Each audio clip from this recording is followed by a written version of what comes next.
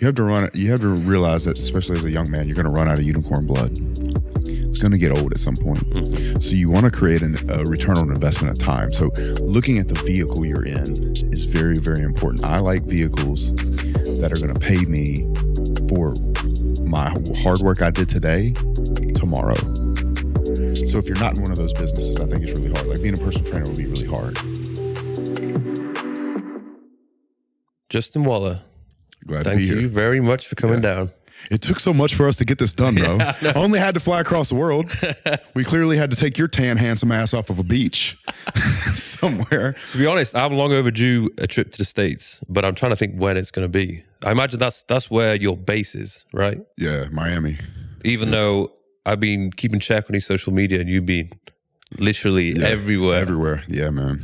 Gotta keep it moving. Would you say you're in a phase right now where you're doing this to grow the social media presence? Absolutely. The brand? Yeah, it's the thing. I talk about this. I had a shoulder surgery here about 2 years ago, a year and a half ago. And me and Tristan are walking through the desert because we couldn't train, right? So we'd take these long, like 7-mile walks just in the middle of nowhere, just take off. And we're talking about, in the beginning of your career, you make money off of what you do. And then you start to gain some knowledge and you make money off of what you know, you can manage people, et cetera. And then you start to make money off of who you are. And I don't think I'll make these huge, massive amounts of internet money, but what I do think will happen is people will get to know who I truly am and they'll come work for my companies. And I've gotten a lot of good talent just from doing this and people getting to know me better.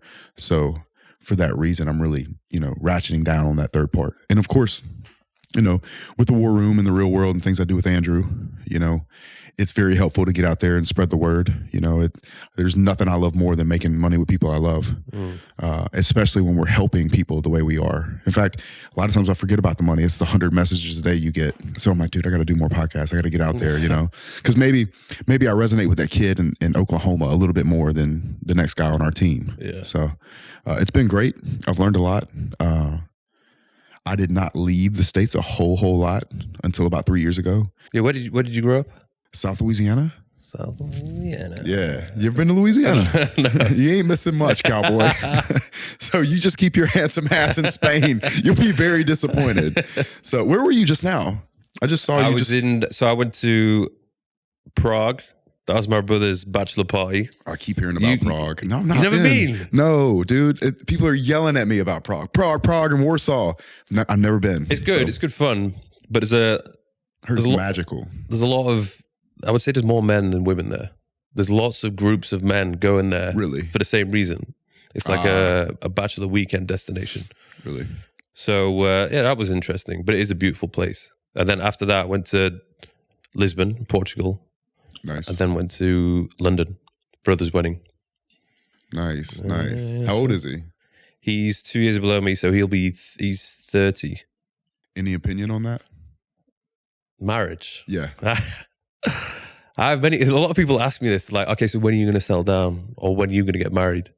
And I think particularly with a lot of people who I have been interacting with, especially over the past 6 months, my opinion of marriage has changed. And I think just generally today in society, marriage isn't what it used to be. And I like the idea of, like, I want to have kids. For sure I want to have kids. But in terms of marriage, the paperwork, getting the government involved, don't really see the point.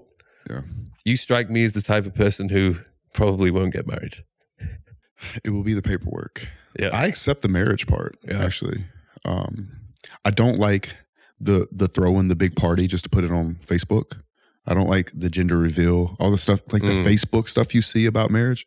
But I believe in having a strong relationship with a woman you care about, trusting her so much you would, bury your children with her and taking care of her completely.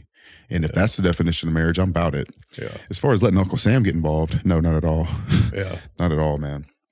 So do you think you could raise a child in a household where the parents aren't married? Do you think that's going to negatively affect their upbringing?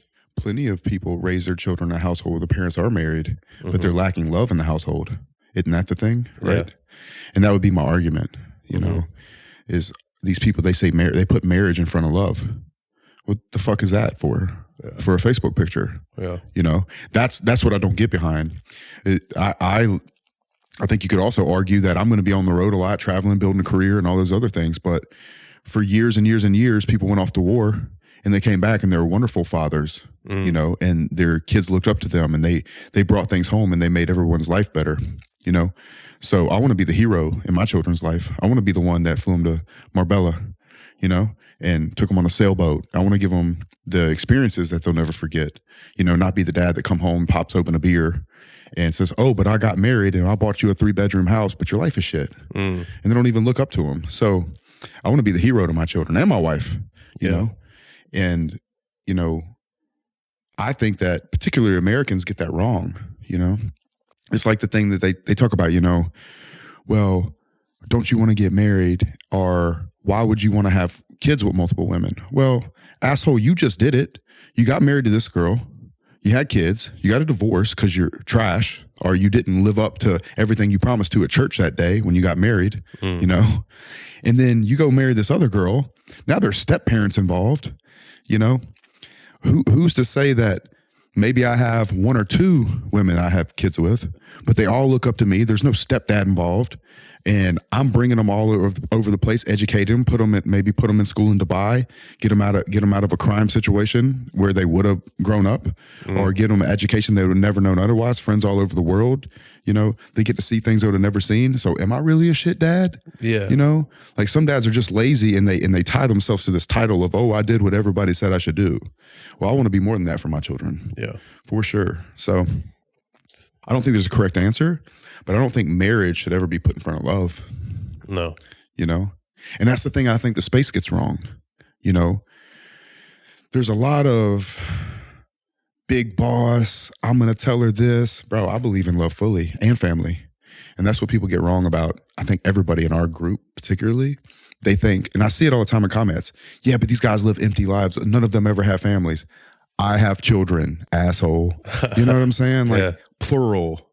Yeah, you don't have to be like so public about it as well. Like, it's up to you if you want. But I'm also not scared to. Yeah. And to some degree, I feel a little bit of a responsibility for the young men that follow me to know from me, hey man, it's okay to love a woman. You know, it's okay to have kids. You know, it's okay to have family. Maybe I like family so much I have 3 of them. You know, maybe I believe in it way more than the normal guy. You know, it's like. What's better than going out, working your ass off, and being able to give your little girl everything she wants, or build a son that can take the legacy and wants to, you know, look up to you and you're his superhero? I can't think of much better. You know, I love developing young men. I can't imagine how much more fulfilling it might be to me over time as I develop and have boys and et cetera to, you know, really, really build something that has my last name. Yeah, I'm looking. I just imagine what it'd be like to have a little version of me. And when they get to the point where they can actually start to understand what you're saying, and they can start running about playing sports, like watching your podcast. Yeah, you know. Well, like, that's the best thing about doing this. Yeah, because you can look back on it, but then they can also look at it when they're growing up. Yeah, and they're gonna respect you quite a bit, I'd imagine. I can tell you something. Getting that photo from the mother. Of the baby in the walker looking up at the screen and you're on it, bro. Yeah, it's good. Daddy, you know. So how does she? I get you got your main girl back home. How does she deal with you traveling quite a lot? Is it like okay? So you got to turn up, you know. Yeah. I think you got to pick the right cloth, but at the same time, you know, if you care about a girl. And she's struggling with something, especially in a situation like the way me and my group run things, then who else does she have to go to but you? How are you not going to turn up for her? How are you not going to stop what you're doing and not be there for her and love her and show that support and talk to her and work through things? You know, if she can't trust you enough to come to you with that, then she's got nowhere to go. So she can either do that or she can put up a wall against you and try to scorn herself against you. And so Again, I can't emphasize enough is we talk all these tough things. And even me, like I'll say it, like, and I have girlfriends that watch my shit too, you know? And so what? Leave me then, you know? Or just don't be retarded. You know, like, don't call me with any bullshit. Yeah. Because one thing I have to give credit for is like, no woman in my life at all ever really beefs me about it. They'll just come to me and say, hey, listen, I don't know where else to go with this. This is how I'm feeling. Well, if you're coming to me with that, then I got all the time in the world for you. You know, because it's about emotional intelligence, a real intellectual relationship. They're also smart enough. And what I find, many women that message me or I know or I spend time around, they watch all this red pill content. They watch this shit more than I do. They become red pill like watchers. Yeah. They know exactly who Myron Gaines is. You know what I'm saying? Yeah. It's like they know you, you know? Good luck on Mike's show. Cool. You know, or whatever. Yeah, I think a lot of women, especially recently, if they're coming into a relationship with me, they know what they're getting into. Yeah. Like they know, and they can't be unrealistic or try and change me. Like I'm very open with who I am and what I'm like and the path and trajectory that I'm on. And I'm like, look, this is where I'm going. This is what I need to do. I need to have my freedom to do this, go there, do that. So you're either going to support me on that journey or you're going to have to go. You're either going to get on this ride with me or you're not. And a lot of men, especially with beautiful women, they can't say that. So when a girl hears that from you, not only is she faced with the issue of replacing you, which good fucking luck replacing Mike Thurston, right? She also is faced with, wait a second, he just, in a very emotionally intelligent way, told me the truth, which I can't say for a guy that's lesser than Mike, which is not only going to lie to me because he's scared of me, he's a coward. So what is she going to do? You know, and so it's not about beating them up with it. It's about, listen, this is the truth of the world. I care about you. I not only care about you, I'm brave enough to sit you down and tell you and risk you leaving me over the truth. Whereas the next guy is probably not going to be as much of a high achiever as I am. He's not going to work as hard to make things happen in your life. He's not going to be able to give you the same life as me. But he's also going to fucking lie to you. You know what I'm saying? And so like, where's the honor in that? And so I find that women really appreciate and respect the truth. Yeah. Because they already know. Most women that aren't crazy know the truth about all men, whether it be a guy like you or just some guy walking down the street. Most men want the same thing, if we're being honest. And the part that I just don't want to leave out is the fact that you can love a woman and you can love being a family. Like, bro, my family life is just as good as my flexing life. Yeah. You know, those two F's, flexing, family, you see the jets and you see it, but this year I have a mission to like let it be known that I have the most incredible family life you could ever have. You know, it's just as good as taking a private jet with Tate. It's incredible. Have you ever been heartbroken before? Fuck yeah. Once, and you know what? Many times? No, twice. I broke my own heart twice, and I'll tell you why. It's over this exact subject. So in college, I'll use college. I did the same thing in high school. College, I'm dating Miss Louisiana, right? She's getting ready for Miss America. I'm 22. In my head spinning, man, I got the volleyball team looking at me. You know, all the cheerleaders, girls are slipping my number in class. And I didn't want to be a piece of shit. And I thought I was broken. So I super tried to grab religion. And I'm like praying. I'm like, God, please don't let me do this. Because I was going to, instead of cheating, I was going to just break up with her. But I'm praying to God. I'm like, God, please do not let me make this mistake. Please, please, please. It didn't work. I broke up with her. I graduated from college. It's 2009. So you broke up with her? I broke up with her while she's getting ready for Miss America. She's crying on the floor. She was like throwing up and shit on the floor, like in front of me. Don't do this. Don't do this. And she went on a cruise for being Miss Louisiana, which I was invited to and did not go. And thank God she met a 6'4" South American basketball player, one of the most handsome men I've ever seen in my life. And it was just enough to peel her away from me when I was trying to get her back. And I'm 22. I don't know anything about this. There's no Rollo Tomasi. There's no Tate. There's no Jay Waller. There's no Mike Thurston. I had no information. And I was completely heartbroken. And I graduate college and I'm digging ditches because there's no jobs in 2009. 3 billboards of this woman with the Miss Louisiana crown on the way to work. And I'm driving in my beat up pickup truck and I'm just like, fuck my life. Bro, I've never been so low. It was horrible because I thought I was going to get a college degree and have a job, have a good job. Didn't. The girl I loved, I broke up with her because I wanted to be a good guy because I thought that was what I was. And I had turned to religion and failed, all in the same, let's say 6 months. Oh, it was absolutely horrible, bro. And but how did you? So what? How did you use that? Did you do something productive with that pain, or you just literally lost and didn't know what to do? Well, you take it on the chin, right? But you always keep fighting. Yeah. Maybe I was out on my feet a bit, but I stayed training. I stayed working out. I had to get rid of some football weight. I played at 245, so I had to get, I lost 30 pounds. Got down to 215. I had been working on that anyway, and that job ended. Got laid off. Went to Louisiana. Started waiting tables at Texas de Brazil, which sucked because her Texas to Brazil, the Strasseria in Baton Rouge, in Perkins Row. So anybody from Baton Rouge would know that. I'm all the way in Dubai talking about Perkins Row in Baton Rouge, but yeah. So I waited tables at Texas de Brazil, and in the daytime I'd go, apply for jobs and stuff like that. I started my company soon after. Told that story a million times, but funny enough, about 5 years go by. She married this guy, she calls. And then 6 months would go by, she'd call again. Then 3 months, and then it started getting slow. Gap started getting quiet, smaller and smaller. And were you replying? I did reply. Just like the first time it happened, it was a text, and my stomach dropped because she was the one that got away from me, right? Because not because it's not like I didn't move on, but it was this climactic part of my life. She was on the big stage. I went to Vegas, watched her at Miss America. I thought I got her back. Didn't. It was like this big ordeal, right? But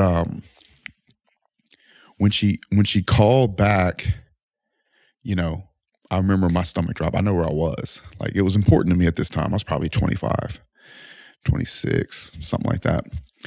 And spoke, whatever. But I knew she was married. And then she ended up actually lying to me and said that she got separated and moved back down with her family. And I started seeing her regularly. And, obviously we were sleeping together again. Found out she was still married. And they were separated, but they were, you got to watch that, man. I've actually had that happen to me twice. And now I ask for full on, hey, you have to send me paperwork. Because I actually just recently had that happen to me about 2 years ago.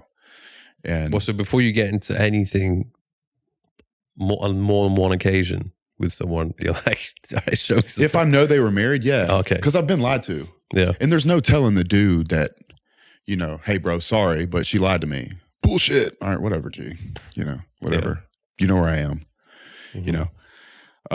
But yeah, so that happened. And, I just wasn't in love with her. She was a different girl. And what it was is, and this happens, right? Girl hits her peak at 22. You're 27, 28. You're about to hit your peak. The dynamic had changed. And there wasn't much I could do about that. Me and Tristan did a video called Gentleman Game. It's probably one of my highest viewed videos. I think it's got right at 1 million views right now. And we talk about like... Is that where you stood on the balcony and you're just talking to each other? Yeah, it's in Dubai. It's actually in Dubai. It has the mosque in the background. Yeah. So we talked about the George Strait video. Still Make Cheyenne, the song. And it's so true because what I really did was just a slow grind over 6-7 years, to put myself in a position where in this case, it would have been 4 to 5 years before I heard from her the first time. But by the time she really, really wanted me, another year or so had gone by, probably 28-ish. My business was clicking. We're doing over 7 figures. We're doing good. I still had the ups and downs in the business, but it was to a place where I was doing quite well for myself at a young age. And I just didn't want her the same way. And she didn't take that very well. And even to this day, she doesn't take it very well. She'll call me now. Quit saying my name. And I translate and I'll just say like, I love you. I miss you. I hope you're well. Fuck you. You don't love me. I'm like, well, I do love her. I'm just not. Well, you're in a position now where I would imagine the options are unlimited. Yeah. I would imagine I know about what your inbox looks like, Mike. You know what I'm saying? Like, I think a lot of us in the space kind of understand each other in a way that maybe some other people can't. But yeah, I have unlimited options, just like you do. Like if you were to tell me that you didn't have options, I would call you a liar to your face. You know what I'm saying? Have you ever found that to be a distraction for you whilst you're on your mission, you're on your purpose, Yeah, you need to get absolutely. shit done? Yeah, I just said on Pearl the other day, if you know how like we have like that sexual urge in us, bro, I'd stroke a check for $1 million right now to cut that off. Yeah. $1 million, bro. I'd have a 10x net worth, at least. And I was speaking to Chris Williamson about this. I really wanted to know why it is that we desire the things that we desire, and if there's any way to change that.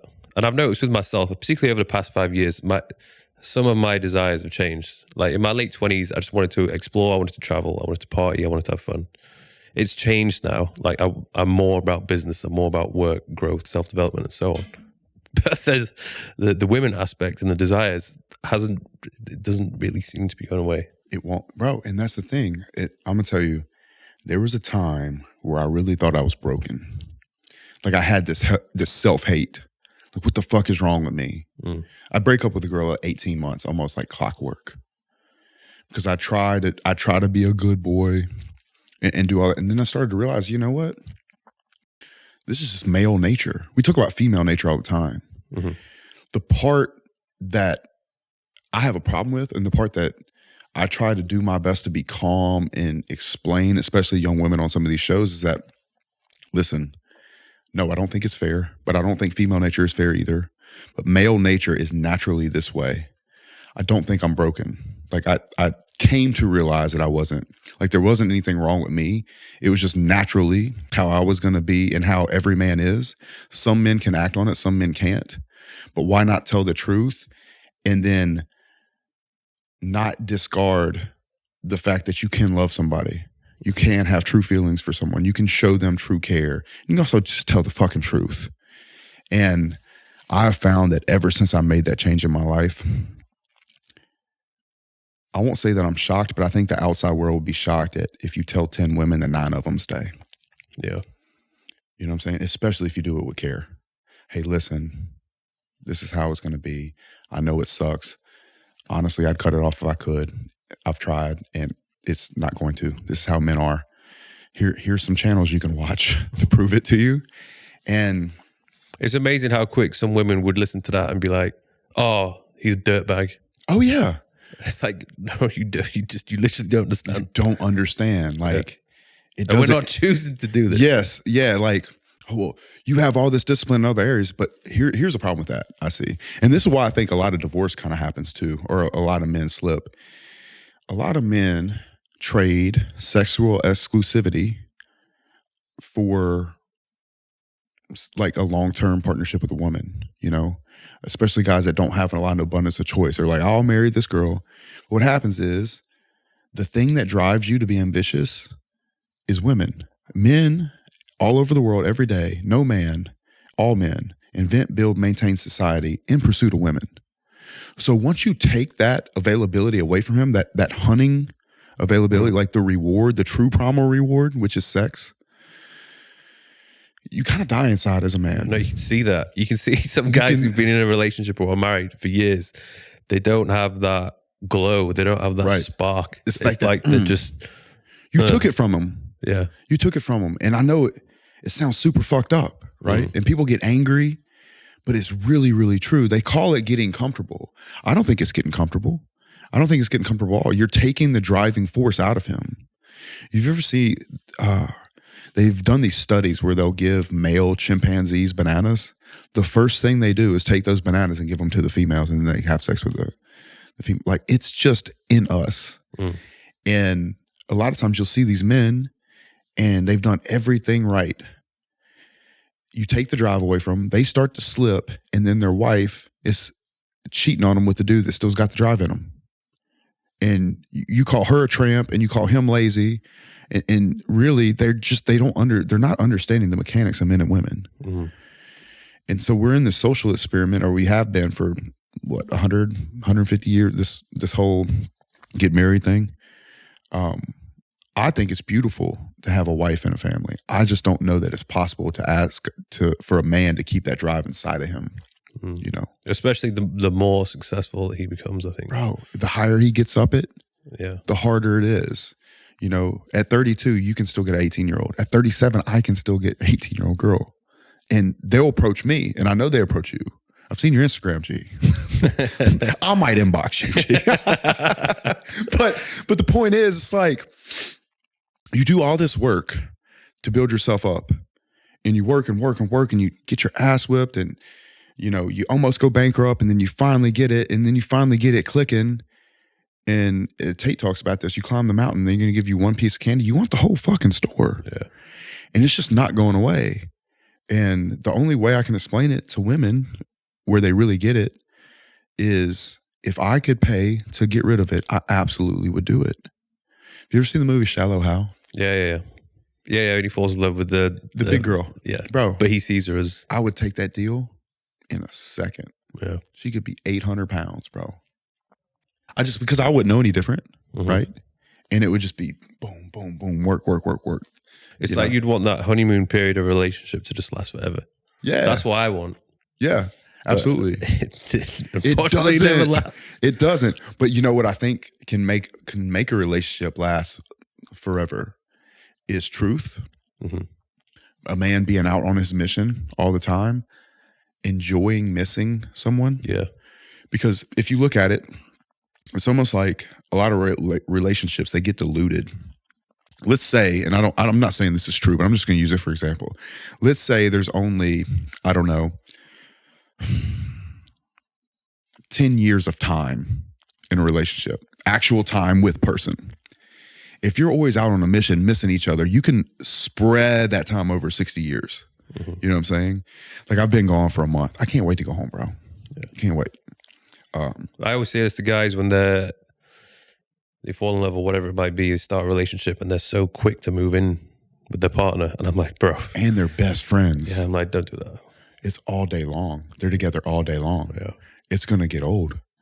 You know? I mean, they're both amazing. There's some couples I think that can do that, because what I've noticed is there's some women when they're in a relationship, they want to be with a guy where they can do everything together. Go to the gym, work out, relax, cook, whatever it might be. I realize I'm not that guy. Like I like the independence. So my chances of being in a successful relationship will depend upon the person I'm with, and that other person also has to be kind of independent and understanding that, you know, I like time to myself and I'm doing my thing, and it helps if they like to do their own thing as well. Or in addition, maybe just be behind your mission. Yeah, you know what I mean. Like, there's nothing like somebody that just wants to be a cheerleader and like really believes in you and says, Mike, you're going to kill it. You know, my biggest problem I've found is anytime I'm doing some sort of a collaboration with a girl or a hot girl. So if that's a gym girl, or even if I'm doing a podcast,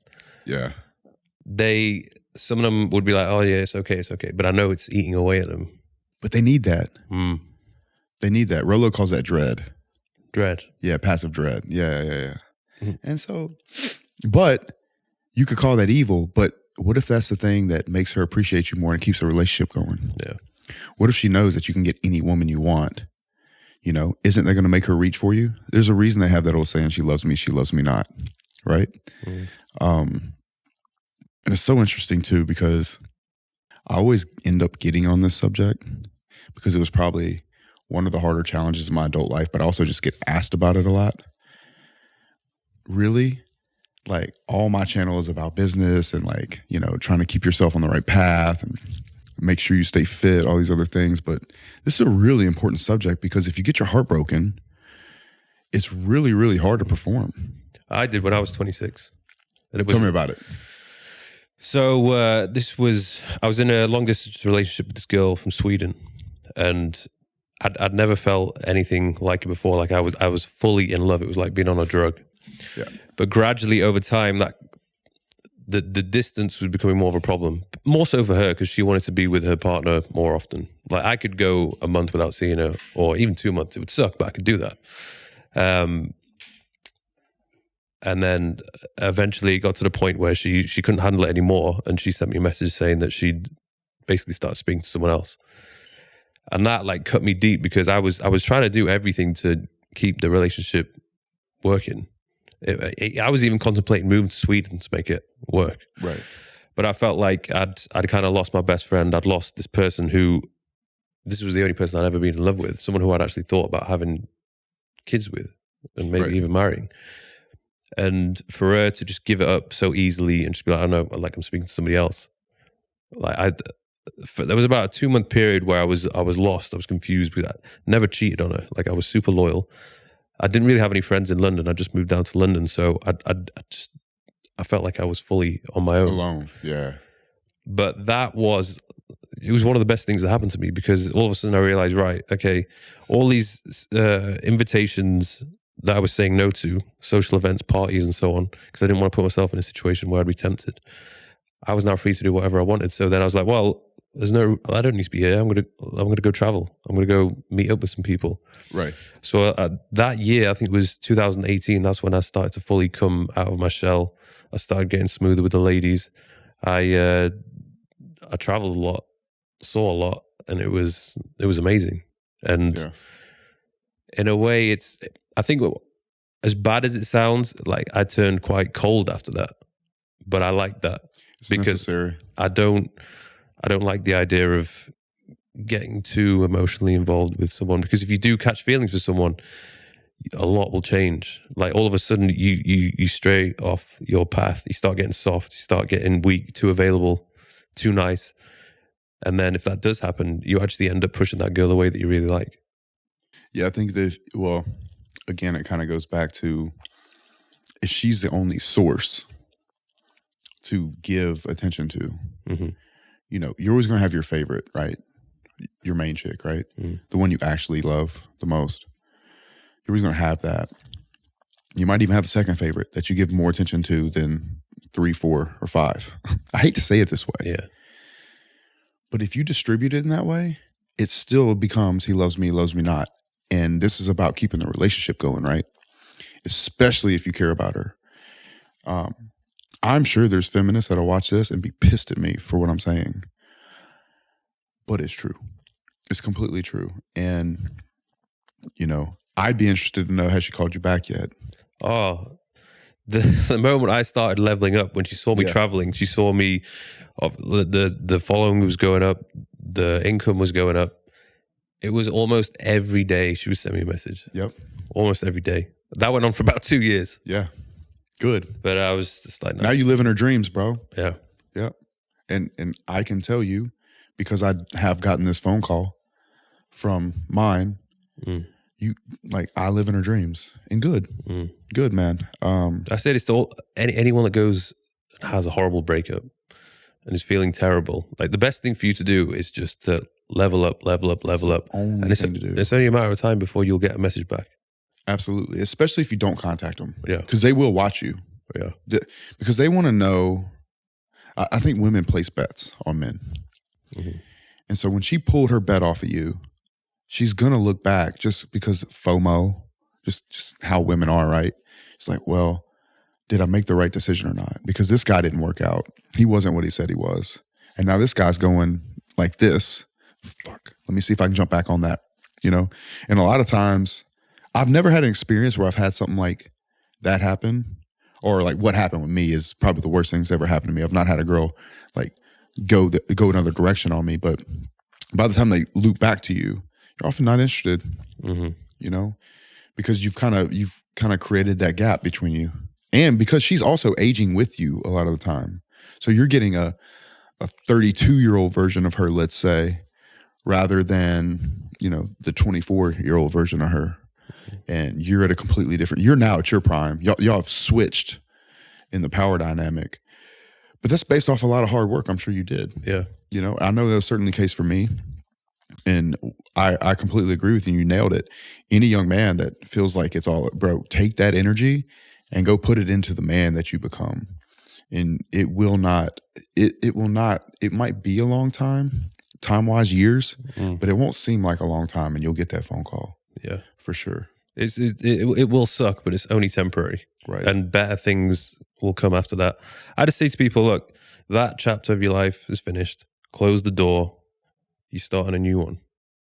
1,000%. I find that I get really sober when I've had my heart broken. Like some people drink, bro. I trained. You know what I'm saying? Like, yeah. Like you just want to sit in it and just like feel it, because it really is. Honestly, I think it's outside of pure ambition. I think heartbreak can save a guy's life. You know, get him really on the right track. If he puts it in the right frame, if he's like, okay, I got broken up with, but if I was this kind of guy, I wouldn't have got broken up with, you know? And then they use it and it just lights that fire and it's just boom, rocket ship. That's what I did. It clearly seems that's what you did. I do think that's the most healthy route because you are going to have so much more choice and option. And you change your life in 8 months, a year and a half, maybe. And so now you have a bunch of other options when it comes to women. You've forgotten about this girl after a year and a half, 2 years, more than likely. And then she calls you after you've made this huge progress. It's super easy not to do it, you know? So do you think guys in their late teens, early 20s should just prioritize work, building their career before prioritizing relationships? 1,000%. I always say this, it's like fitness first, because fitness is going to make business so much easier. If you walk in a room and you're in shape, people respect that. You know, they automatically respect that. And you're creating a healthy body, which is going to give you a healthy mind, you know? So you're going to be sharper mentally. So I put fitness in front of business all day. Because why do business if you're not in good shape? You know, when you could have a machine that's like really spitting out, you know, productive thoughts and, you know, actions, and you can keep it, you're locked in, you know, you're turned on. So fitness first, business and fitness, you do at the same time. And the women thing, what I always say is you should be studying and understanding how women work, like female nature. Not in spite of them, but like so you can understand them. And then as girls see you kind of projecting up, especially with your fitness and you're working on business, they tell you're not a bum, you're not a video game guy, you're not, you know, getting drunk all the time, like you're on a mission, they just jump right in front of you and just run them over. You know, like I always absorbed women in my 20s. I wasn't out doing pickup. You know, in fact, I've never really learned pickup. No, neither have I. Like I don't think I have good game. I think I have good absorption signals. Like I'm gonna be in shape. I'm gonna be working my ass off. I'm gonna try to, you know, send the right signals with the things that I'm doing, and women come to your inbox. You know, I like if you were to like put me up against like one of the guys that like teach a texting course, like texting alone with the same profile picture, they'd kill me. They'd kill me. But it's men signal a lot. You know, like why did Indians have feathers? So they told the women who could hunt. You know what I'm saying? Like this is the teepee, this one, come to this one. You know what I'm saying? Like why do guys drive Lambos when they could have a Honda Accord? You know, why do I drive a G-Wagon? It's a signal. And so we do it with muscles, we do it with lifestyle. It's all over our Instagrams, watches, all these different things. There's signals. And I think that absorbing women is the most healthy way to do it. And if I were ever to approach a woman, it's nothing more than, you know, if it's in person, I might just say, hey, I noticed you. I would have been bothered if I would have been, you know, too scared to come speak. Like I've said that on multiple podcasts. It's literally what I would say. Or it'd be small talk, you know? And if it's on Instagram, you know, they like a couple of your pictures, you know, hey, you're pretty, Miami, Dubai, whatever. It's not anything slick. Yeah, it's just like, really okay, the indication of interest is there. Okay, let's go meet up. Let's go for a walk. It's something simple. Exactly. And you know what's crazy about that is if they're interested in you, I don't really think it matters what you say. No. You know what I'm saying? You'd be like, hey, I bet I could send 100 messages today. Say, hey, dickhead, you're cute. They would respond. They'd be like, well, you're an asshole. Ha, ha, ha, ha. Like, so it's not that I'm shitting on game. It's just that I don't think it is quite as important as becoming that guy. Yeah. You know? Did you get better with, I imagine you probably got better with experience as opposed to being there and studying relationships and women and how they work and reading and listening to podcasts. I got really good at understanding frame and female nature. And that helped me see through the smoke of like what a woman might say. You know, a woman might say one thing, but I'm paying attention to what she does. Like if I have a woman, let's say like that ex from college, screaming and sending me text messages that are so long I can't even read them without swiping in my phone. All that translates to me is I miss you. Attention, attention, attention, attention, right? And so understanding female nature and how they're actually wired and how they can say one thing and do the other, and how what happens if you tell them the truth, even if they don't like it, and even if they want to take a break from you for a week and they call you back. Those are the things that I think have really helped me. So, I think Rollo's books are pretty powerful. There's a lot of things that I've heard Andrew Tate, that I think are really powerful, especially around attention being such a high level currency with a woman. I do believe that the higher you get as a male, the more potent your time is. So the higher you get up the hierarchy of, the ideal situation for a male, the less time you actually have to give. And they're okay with it. Mostly because they know you're working your ass off, doing something that somebody else isn't. So they look up to you and they admire that about you. I wanted to ask you speaking of time, how are you you're running 3 companies at the moment. Yeah. So how are you doing? You're on this mission now, doing these podcasts. You did one earlier, I think, with Tam. Yeah, I did. So we're doing like 3 a day. Yeah. So you're doing this, but at the same time, you've obviously got the businesses to take care of as well. How are you managing to do that? Yeah. So each business has so you've got one construction. Yeah. Then real estate. In fact, on the way over here, I took a call. We sent a purchase agreement over. Just bought a big mobile home park. So another 60 units back home. I'm excited about it. And it looks like we're getting another one right after it, man. I'm super excited about the real estate. But each business. What's the third one? Real estate, construction. And then everything we do online, which feed the other two in such a beautiful way. Yeah. Because it brings talent. It brings investors. It brings people on the teams. It really complements one another. Would you say it's essential for anyone, regardless of what field they're in, to have some sort of a social media presence? Yes. And the reason I believe that is because if you look at a company, the company's core values should be a reflection of the individual values of the owner, right? Because if they're not, then you're going to be hiring people that don't align with you. You know how they say online, people need to know, like, and trust you? What's wrong with that in real business? Yeah.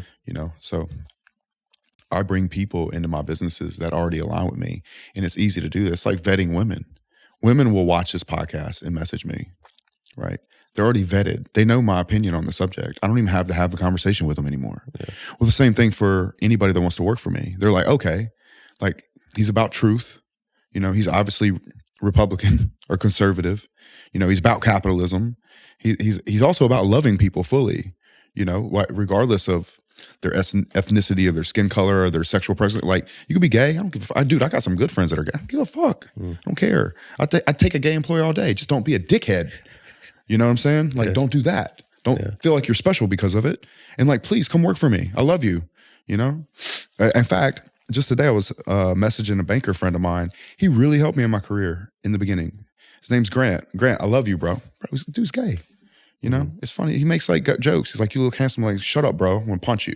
Ha ha ha. It's and so back to what I was saying, it's like, if the employees know your core values and what you're really about, like, I'm really big on intention. That's our number one core value. Intent is everything. Like, give a fuck. It's huge. Because if we have systems and you care and you follow the playbook, then the business can run. And then I get daily reports every day. And then I have one person over each business.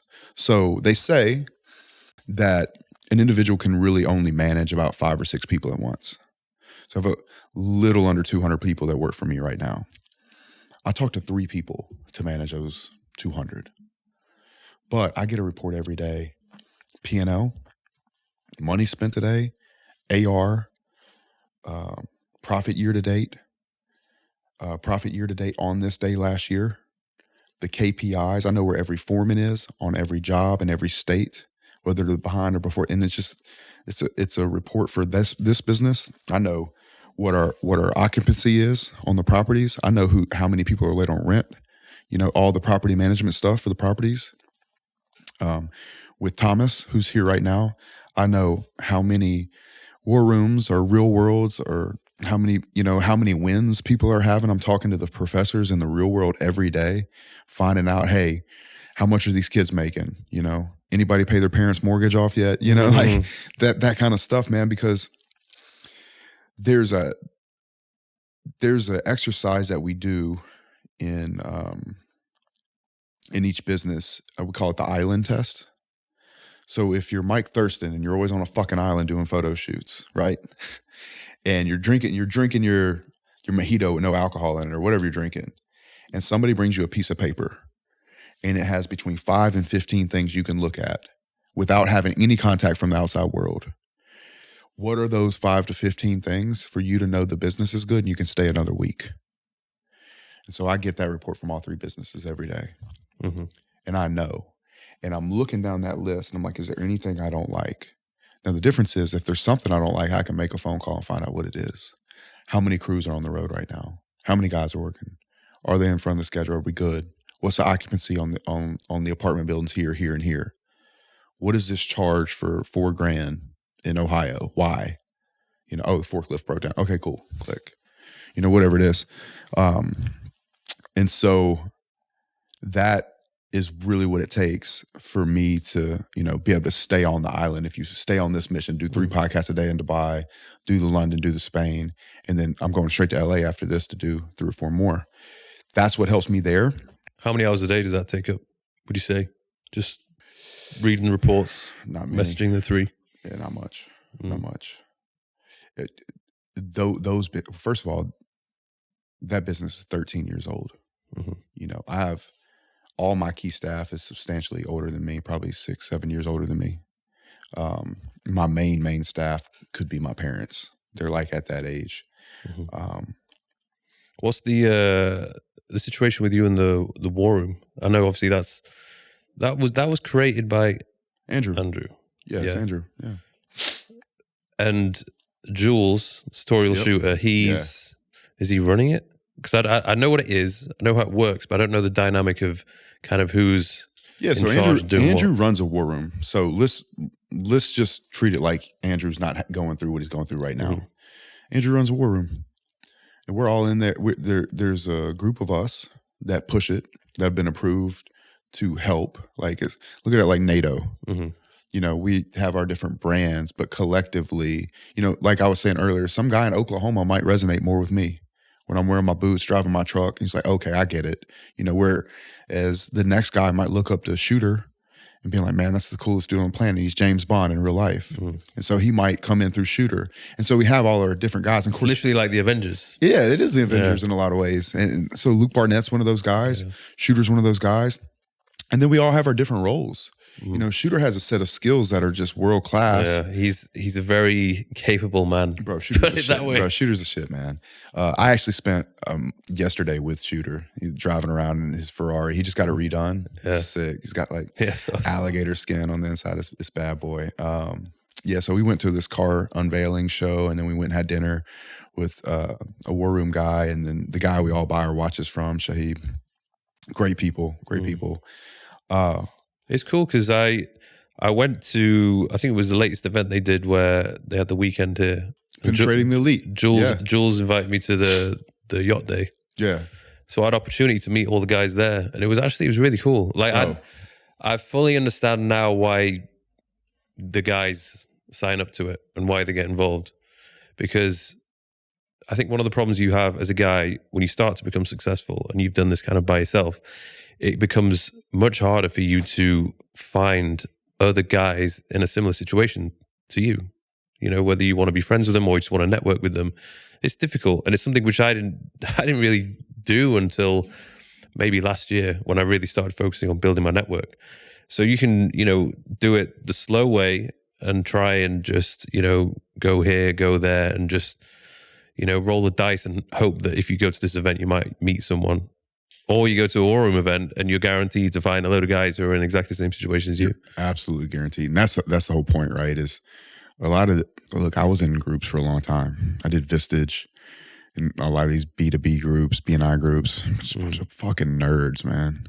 Yeah. The one thing the war room is really good about is like if a guy joins a war room, there's going to be there's always going to be small groups inside of a group. I'm not saying that doesn't exist in the war room, you know, but you're going to find your guys in the war room, you know. It's like Sterling.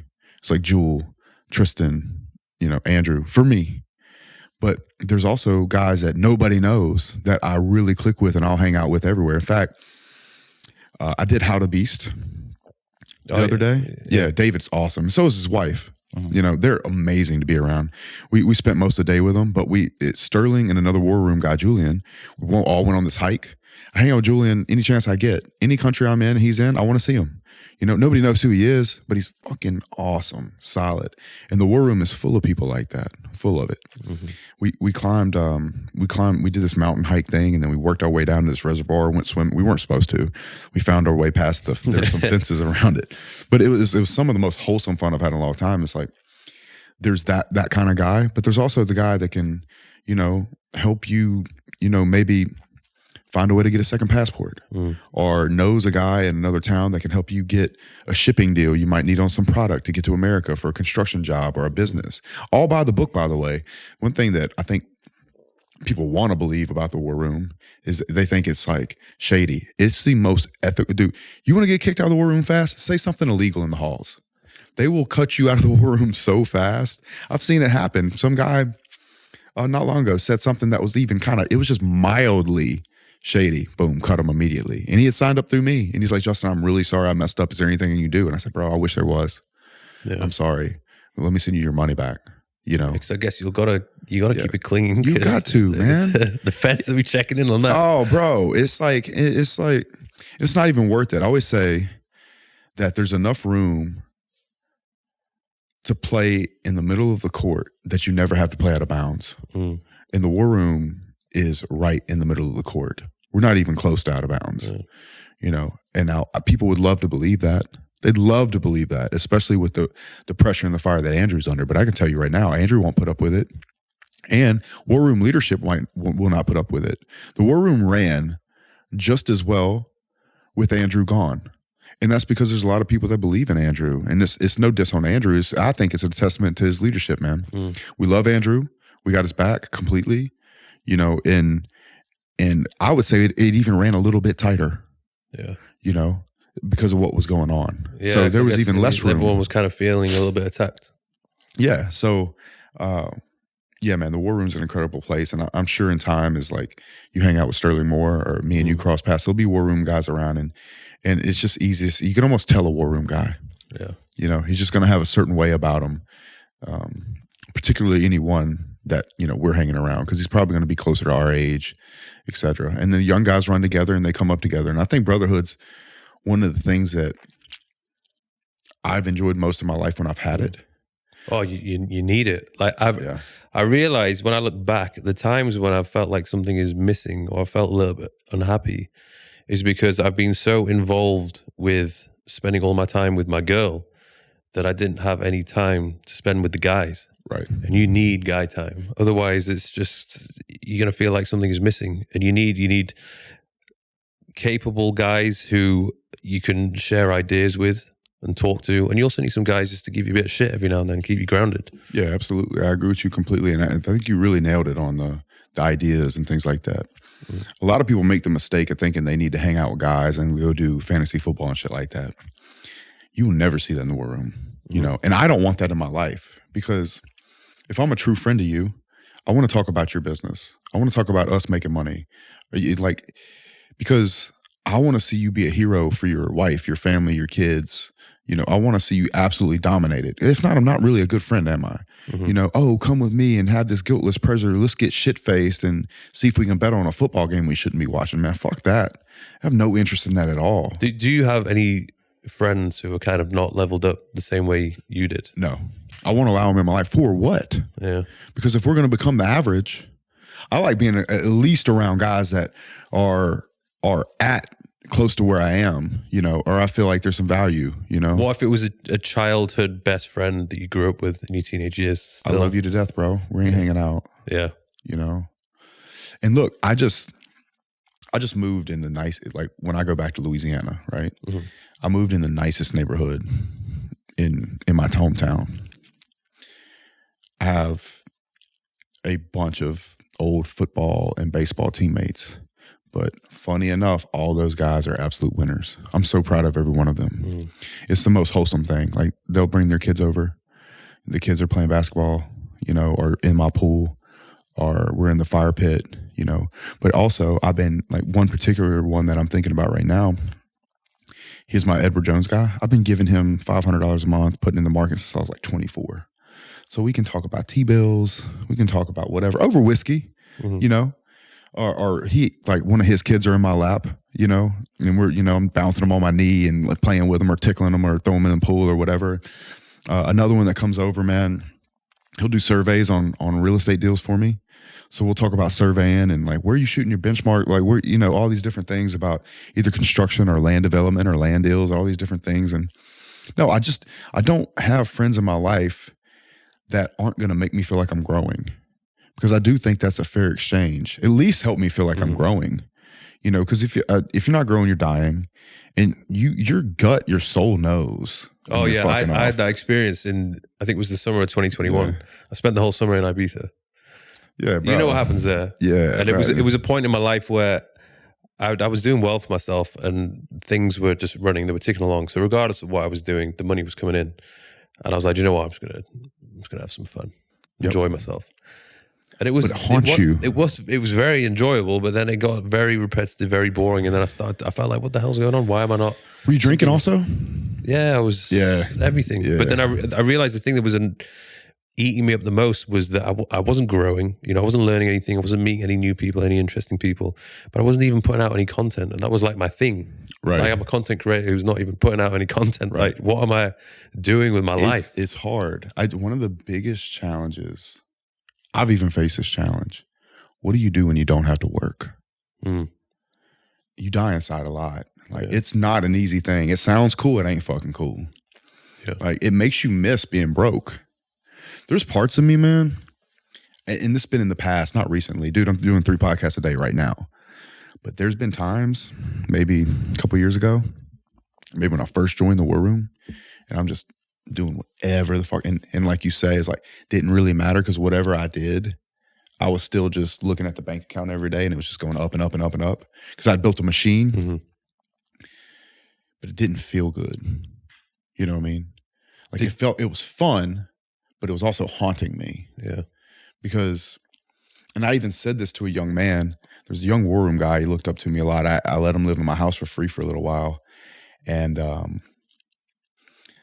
I said, the man that you see right now is a very unrealistic expectation of what it took for me to get in this position. And I hate that you see it. You know what I'm saying? Don't believe this is what it looks like, And I told him that, and he kind of looked at me funny. I'm like, no, I really, really mean it. What it took for me to get in the position to be able to do what I'm doing is not this work. What you see from me is not what it took to get here. Yeah. And, I think a lot of people, they see the same thing when they see me. They're just like, oh, you're always at the beach. Yeah. You're always traveling. Yeah. You're always doing this. I'm like, yeah, but you don't see what's going on behind the scenes. Right. I could show you it, but you get bored pretty quick. Yeah. It doesn't sell either, does it? Yeah. That's the kind of messed up thing about social media in general. It's like, I'll say something that's probably profound or mature or whatever, but the clip will be me, like, yelling at the guys for asking me too many girl questions. Which is not even my personality. Like, I think my biggest clip is me yelling at guys about asking me girl questions. It's not even, that's once in a blue moon that I'm going to get that fired up over a subject. Normally I'm going to talk about right here, but right here is enough to, like, do the little bit every day to build up your life in a way that you get to do what you want. Like, I get to be with you here today, like, the reason I came over here is there's a War Room event I was supposed to speak at. And I said, okay, I'll fly to London first. I'll do Pearl a few times, do that show, do a few more podcasts on top of that. I think I did like 6 or 7. Then I went and I spoke in Spain. I did How to Beast with David and his wife. And then I came here, and I think I've done 5. I'll do 5 to 7 podcasts here. And then I'll go to LA and do 2 podcasts. And it's just because we did that boring stuff over and over and over again. I don't know, you could do the same thing. You're putting content all the time. Where were you? You were just somewhere really nice. Portugal. Yeah, Portugal. Yeah. I mean, it's like, you get to live this life, but I don't think people understand like what it takes to But really. it's like the main reason I was there was to shoot a campaign for my clothing brand, and we have all these new products coming out. Right. So let's go somewhere really cool, so we can do the campaign there. And then at the same time, let's also make a vlog out of it, so it was something interesting for YouTube. And then whilst I was in Prague, my brother's bachelor weekend, turns out there's this really jacked Russian girl with a stunning face who at the moment is literally she's getting like 50,000 new followers a day. Like she's going viral. And I was the first person to do a YouTube video with her, which has just popped up. I saw her. Like she's like big. Yeah, right? Yeah. So it's like, I'm making my work enjoyable. And it's like, it's not necessarily a vacation, but I'm getting to do cool stuff and see cool places whilst still doing my work. Yes, it's definitely both. People like to, like, they want like this fun work. They want to separate it. But really, it's almost like when you're eating food, it could just all go to the same place, you know? And I'm like, when me and you stop talking, I will grab my phone from Thomas and I will have notifications through the roof, and it'll just be, and I'll just be banging them out. And then I'll either go to dinner or I'll go to bed or whatever, but I will do what I want after that because I'm constantly on it, you know? Like the real estate that I was calling about, it was a $4 million deal on the way over here. I've been working on the deal for months, just a little bit at a time to get it done. Boom, boom, boom, get it done. And so now when the guy calls me, he's like, are we good to send the agreement? I'm like, yeah, send it, you know, make sure it says this and this. They had the down payment wrong by 50 grand. So we fixed that and then it was boom, done, you know? So, what would you say, should somebody do what they're really good at, but they don't enjoy so much, but they're going to get good money from it? Or should they pursue something which they really enjoy, but might not make as much money? I think the first one. What they're good at? Yeah. I think the one with the money, because you can get really passionate about something if it creates a life that you love, right? It's not what you do, but how you do it, you know? Nobody grows up and says, I want to do metal buildings when I grow up. Nobody. And then most kids don't grow up saying, I want to own real estate. It's mostly people that don't know what they want to do with their life, or they're not making enough money and they see some infomercial, some guy on a beach that owns a bunch of houses or something. And they're like, oh, I want to do real estate. You know, but the truth is, the real estate's not always fun either. You know, people don't want to pay rent. There's a leaking toilet. You know, it's a job. It's not passive, as people say. I think people make the mistake of believing things are passive. Oh yeah, I mean, even I'm at a point now where if I stop putting the content out, everything would take quite a bit of a hit. So there's always work to be done. And maybe the work goes way, way, way down, but I don't ever think it's completely passive, because you're always on a hook from a risk or a liability standpoint, particularly in construction. Construction runs like a top for me. This is my most active business of all three. It's also the smallest income of all three. Really? Well, yeah, of course, bro. I mean, because we're talking about millions of dollars in the other businesses. Yeah. And you know, we'll do 7 figures plus, but it's not comparative to the real estate and the construction in any way. You know, it's still very new. You know, like you have multiple income accounts. You know, you have the YouTube. Right now, you know, all I do is War Room and the stuff with Andrew in the real world. And to be honest, I don't ever plan to do anything else. You know, and so unless there's another way that we do something inside those frames, I don't have plans for anything else. It's just going to dilute what you're already doing. Yeah. I mean, I haven't really necessarily made a mistake, but there's so many different ideas that I have. Or, oh, I could do this, or maybe I could do this. Like I could be running 10 different things if I wanted to, but I know that it'll all just be pretty mediocre because I don't have the resources to be running 10 things. Might as well just narrow it down and just focus on 2 or 3. There was the story about watering more than one plant at one time, right? But if you just water one plant, it'll get big enough to bear fruit. And for me, I let my main businesses bear fruit, and then I take that fruit and either put it into crypto or buy real estate with it, or allow myself to travel so I can get top talent to work for my main businesses. So, would you ever bring the construction over here to Dubai? Because I feel like that could be... I feel like there would be a competitive disadvantage in regards to how Dubai gets its labor. Oh, yeah. So I don't think I'd be able to compete. But if you wanted to come over here and start building some projects, as a developer, maybe, but I wouldn't be able to be the contractor. Okay. Well, it could be the GC, right? But as far as like bringing my men from America over here, I wouldn't be able to do that. Okay. Yeah. Because of the way, you see the guys, those guys are making $200 a month, bro. Mm-hmm. So it just wouldn't work. I got guys that make over that in a day, easy. So the market's different, but development and even the house I'm building here, DeMac is building a house, but I think it's a really, really good investment. So it's near Tate's, isn't it? It's in the lagoons. Yeah. It's across from Tate and them. Yeah. It's going to be great. So neighbors. Have you got any advice for people who maybe they've started a project, a business, and it's not going to plan, it's losing money? And I've imagined you've been in some situations before where things have got sticky and you're like, holy shit. How do you know whether you should pursue with that business or whether you should just give it up and take the hit? It's not an easy question.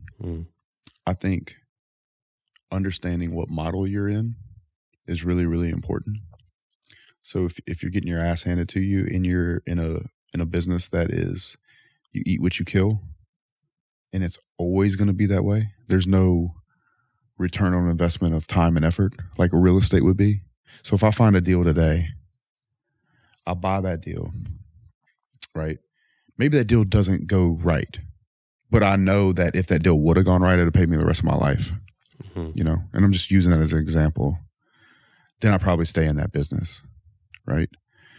But if I'm in a business like construction, let's say, and I'm losing and losing and losing, or I lose, win, but I have to literally go out and hunt, and it's constantly hunting. You have to realize that, especially as a young man, you're going to run out of unicorn blood. It's going to get old at some point. So you want to create a return on investment of time. So looking at the vehicle you're in is very, very important. I like vehicles that are going to pay me for my hard work I did today, tomorrow. So if you're not in one of those businesses, I think it's really hard. Like being a personal trainer would be really hard. You have to sell a new client. They got to show up. You got to go through the process. They got to pay you. Construction, you got to sell a new client, or you got to sell a new project. You got to make sure that project goes right and you get paid. You could do the same one tomorrow and not pay you. Or you could make money off of it, but it still doesn't pay you in 5 years. So you're constantly hunting. So paying attention to the business model is really important. The second thing, and the quick answer, is look at somebody in your industry 15, 20 years ahead of you. Ask yourself, do you want that life? Look at their life. You're going to find them. They're going to be around you. They're in your industry. They're probably working right next to you. Do I want this life at his age? What is his life? Is it better? Because if he builds up, let's say he's a financial advisor and he works at Edward Jones or something like that, like my buddy back in that neighborhood I was telling you about.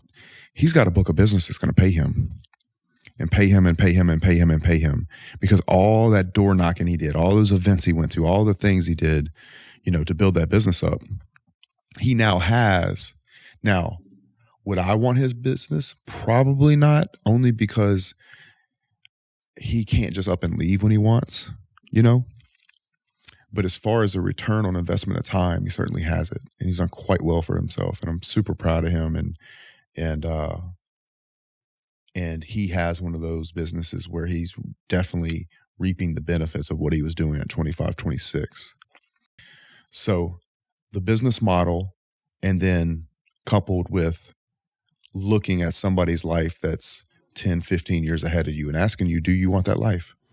That's what would make me pull the plug or stay in said business. What's the very worst situation that you've been in with one of yours? I've been down $1 million before. Really? Fuck. Bro, I was going to lose it. I had to refinance my house. And I had all my lines of credit maxed out. This was in the construction? Yeah, in the construction. I owned United Rentals $250,000. I could not pay them because I was barely making my payroll. I was playing a credit card game to make payroll every week. I was owed 800 or $1 million, but I was down $1 million. I lost $1 million in a year. So how the hell did you keep going? Like, what gave you the faith to think, do you know what, it's going to be okay. I'm going to keep doing it. I didn't know it was going to be okay. my identity was tied to it. I would have had to admit I failed. I would have had to quit. Ego thing then. I don't even know if it was ego. It wasn't like a pride thing. It was like, I can't quit because I burned the boat. And I think that some people make the mistake of switching careers too early. Yeah. Always kind of make a boxing analogy. Let's say you're fighting a traditional fighter and you take the jab and then you eventually slip it, but you take the cross. You might take the cross twice because you're just too dumb to learn you're too, you didn't get it. But then you slip and, you miss the cross, right? And you take the hook and you're like, fuck this, I quit. When you go fight a southpaw, you're about to take his jab and his cross. And you switch enough times, fight a new industry, you're going to take it. You're going to take all these punches. You're going to be punch drunk and you're just going to quit, and so it's a very thin line between quitting and pivoting, or quitting and going and doing something else. And that's why I go back to look really, really hard at the business model to make sure you're in a powerful model, because I believe you could take two entrepreneurs and put one in model A and one in model B, one Steve Jobs, one lives under a bridge. You know what I'm saying? Because some businesses and some industries are very, very brutal. And part of being smart in business is recognizing the model. But then at the same time, once you've made that decision, I do believe in burning the boat and only watering that one plant. It took me 13 years to get my construction company where it is. Well, really 11. The last 2 or 3 years have been really, really autopilot, just straight growth, money machine. And I always wanted real estate. And I owned real estate. I owned a commercial building, 2 single families, and a duplex. But in the last 5 months, I bought 160 doors because I was studying real estate. Like I knew. Like I knew how it worked. And then I had real money to shove into it. And so my main goal there is, they talk about make money, find a way to keep it, and then make it grow. And real estate is the OG of the subscription base. You think it still is? I do. Yeah. I do, especially if you're going to be an American. Because you could make money online, of course, but in real estate, I'm getting paid monthly at a profit. I'm depreciating the property against my taxes, not only against that property, but if there's any depreciation left over, I can put it against the income I make in the construction business or anywhere else. And the rents are going to constantly go up. And a couple of years, I'm going to refinance out of the interest rate. So my cost of money is going to go down, which is going to make my cash flow even more. And if you play it right with either 1031 exchanges or you pull loans against your equity in the property, you don't have to pay taxes. So I could sell a property, right? But then I know the capital gains, which would force me to use a 1031 exchange to buy a bigger property, or I could just borrow against it and die. They call it the buy, borrow, die method, and then trust it off to my kids where they don't have to pay taxes on it. All legal tax code, things that Trump doesn't want to share, or the norm, like the guys that are, doing their stuff at a high level don't want to share. But there are major benefits to real estate. It's a real asset. They can't print an apartment building. So for that reason, I think it's a hedge against inflation in a lot of ways. In fact, as the market inflates, so does rents.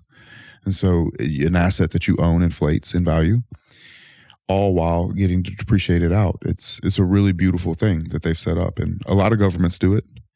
If anybody is interested in that, Tom Real White has a book called Tax-Free Wealth. It's a really, really good book. It's in the Rich Dad group of books, the whole Rich Dad, Poor Dad, Robert Kiyosaki stuff. Do you feel like it's something you need to have a bit of money behind you for you to go into it? You could raise it. You could. Or you could start small and build up. I was a guy that would watch Grant Cardone quite a bit, in my early 30s. And I kind of agree with him on the whole, don't buy it unless it's 16 or more. Like the first apartment building we bought 64 units. The next one was 21. This next one we're buying now is 60. And the one we're buying after that, we have it locked in an agreement, is another 40. So I got to get to counting. Might be more than 160. But the reason I like that and the reason I believe that is because I noticed when I was building metal buildings that the smaller buildings were actually harder to make money on because it's all the startup and the getting the materials and getting checked into the hotel rooms and making sure the guys get acquainted to the panel types and that we're doing it all the startup meetings and everything. But once they got going, we could really start clipping off the bigger the building, the better the profit was. Mm-hmm. And with these single family, like I had single family houses and I had a duplex. Well, it's like, if a person moves out of one of those units in that duplex, I was making, let's say $300 a month all year. And then I, boom, quickly lose that whole profit. They could be in there all year and move out and I lose them for 3 months and all the profit would be gone because I'd be paying the mortgage and nobody would be paying the mortgage plus a little bit of margin on top of it. But on the 64, if I got 5 people missing, we're still cash flowing. Mm. So in that regard, I do think doing the bigger deal is better. And so for that reason, you'd either have to have your own money or you'd have to raise capital. So I think anybody could do it. It would just take a lot of trust for somebody new to get money from someone and it not be yours. And I like putting money in my deals. Yeah. I think I'm about to start that journey myself, real estate. As I wish I'd gotten into it a little bit earlier on and learned more about it. But I guess you're never too late. Well, the good thing about your situation and what made me feel good about mine is, yeah, I'd bought stuff. You know, like my commercial building's paid off. And I say commercial building, not apartment, because it's a warehouse. I was going to make an office out of it. COVID hit that area of town. I didn't want to put my people there. I'm going to knock the building down, build apartments on it. It's fine. It's in an opportunity zone. Mm-hmm. So it'll be great. But the reason I'm actually glad I waited, because I could have been buying single families the whole time, right? I got to a place where I was making enough money where I could just throw $1 million on a deal. And that means what? You can buy a $5 million deal. How much of the stuff on the Tate Confidential was not actually put onto YouTube? There must be some wild stories. Bro, there's definitely wild stories, but there's nothing to hide. Yeah. There's really nothing to hide. I wish I could tell you like there's this, there's all this stuff that, but they truly are what you see what you get, I say to a lot of people, particularly, I did one video with Andrew and then everybody's asking me, what's he like? What's he like? And I said, to be honest, he's just like a more likable, nicer, normal guy off camera. That's what you get in the long form with Andrew. Yeah. But people don't want to see the long form, do they? No. I mean, I guess in a way, it was kind of all planned. It was strategic. And if you want to get a lot of followers or you want to make a big impact as quickly as possible, you do have to say some controversial stuff. Yeah, that's what's going to get attention. He definitely knows what he was doing. Definitely did. He would have killed it in WWF. Yeah. Right. If you would have been like, if you would have been around like when Stone Cold Steve Austin and stuff like that, and if you would have went that route, you'd have killed it. Mm-hmm. He did it on podcast instead, but he also said it with a lot of truth. And I think that you have to say things with truth. It's almost like what makes him funny or makes anybody funny is there has to be a level of truth in the joke. Yeah. For it to be funny. And so when he's being polarizing, he might say the truth. He just says it in a way that triggers people, which garners attention, but which also garners a huge fan base, of which I'm one. Like, look,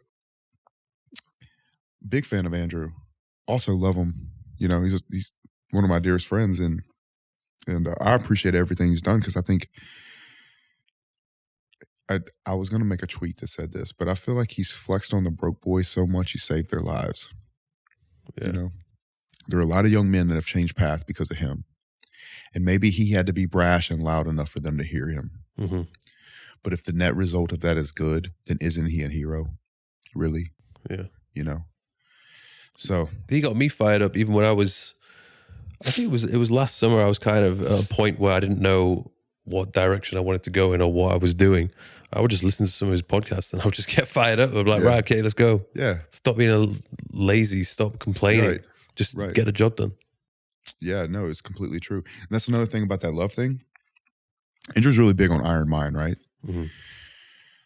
You can give a girl your whole heart if you know and she knows that your mind is so made of steel that you won't call her even if it hurts you. You'll sacrifice yourself. And if she knows you have that kind of power, she won't test it. Yeah. So. Awesome, man. One last question before we finish. Are you happy? I've never been more happier in my life. Truly. I truly have it all. Every bit of it. The friends, the career, the family, the travel, the children. My life is an absolute fucking dream. And sometimes I can't even believe it myself. So, yeah, 100%. Good answer. Awesome, man. So anyone who's watching this, where can they find you? Well, when I quit coughing, 3 podcasts in a day. You can find me on Twitter, Waller7J. You can find me on Instagram if they'll quit attacking it. Yeah, it's been up on and Bro, off. Last time you were here in Dubai, shit. I was trying to get a hold of you. Your Instagram was gone.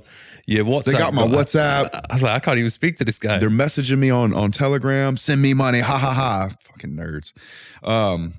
It's Justin, Justn, Tin, Win, Waller, and 7 right now, for now. And on YouTube, Jay Waller.